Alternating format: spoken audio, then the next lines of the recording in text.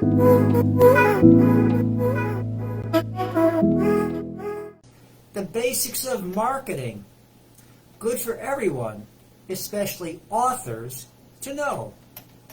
And I chose the Beatles' hit song, Money Can't Buy Me Love, because money and prices are what make markets work. So let's continue. I attend many writing seminars because I'm a writing coach. And in some of the recent ones, presenters explain how writers should market their books. They always say that most writers don't like to think about marketing, and that their books will automatically sell themselves if they're good enough. Well, in addition to being an author, I teach sales and marketing. So this podcast presents Marketing 101. It contains the basics, and I think most listeners will enjoy its content. When talking about marketing, we must make sure we know who the target customers are. For authors, they are the people who buy books, and it's important to focus on them. For example, an author of science fiction might say his target market consists of readers who buy science fiction novels. Let's define marketing. It consists of all the activities that allow buyers and sellers to exchange products and services. The buyer gets the merchandise and the seller gets paid. Here are two examples of products: a bottle of Coca-Cola or a book. They are so tangible, they don't need any services to help the buyer use them. But consider a big piece of machinery, like a vertical saw or an edge bander, used in woodworking shops. The shops might need to have the piece of machinery installed and then have their workers trained. So we can think of a product as a tangible item bundled with its appropriate services that are needed. Here are the 4 P's of marketing: product, price, place, and promotion. They form a dynamic relationship with one another. Rather than one taking priority over the others, each is considered equally important in crafting a strategic marketing plan. I've already talked about the first P, which is product. It is the item and its services, if any, needed to make the product useful to the target audience. Generally, successful products fill a need not currently being met in the marketplace, or provide a novel customer experience that creates demand for the product. Next comes price. Price is the cost of a product or service. It's what the buyer pays, and it can be classified further. For books, we have retail price at bookstores, online price at Amazon, discounted price, hardcover, softcover, or ebook price, and so on and so forth. Next comes place. It includes where you sell your product and the distribution channels you use to get it to your customer. Every industry has well-established places that the book where the product shows up. For example, boxes of cereal, like Wheaties, are sold in large chain grocery stores like Kroger, or big discount stores like Walmart. And the boxes go from the cereal factory to a wholesaler's warehouse, and then to the food store.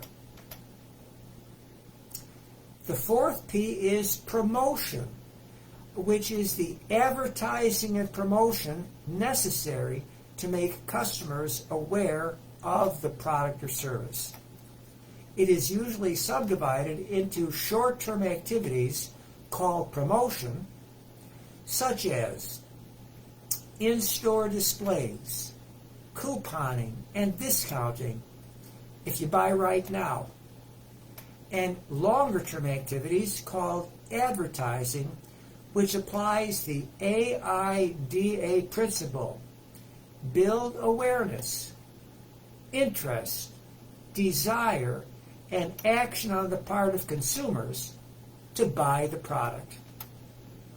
Today for authors, here are the popular advertising channels: word of mouth, book clubs, professional book review websites like The Reader's Favorite, celebrities' podcasts, and recommendations from personalities like Oprah, email mailing lists, social media, author and book websites, YouTube channels, Facebook, book fairs, billboards, magazine listings, and so on and so forth. And for every novel the author writes, there should be a book launch campaign. The 4 Ps aren't the only marketing mix used today. Some other mixes include the 5 Ps, the 7 Ps, and the 5 Cs. Although each reflects certain aspects of the 4 Ps, they also possess some unique elements that alter their emphasis on the marketing process. The 5 Ps are product, price, place, promotion, and people.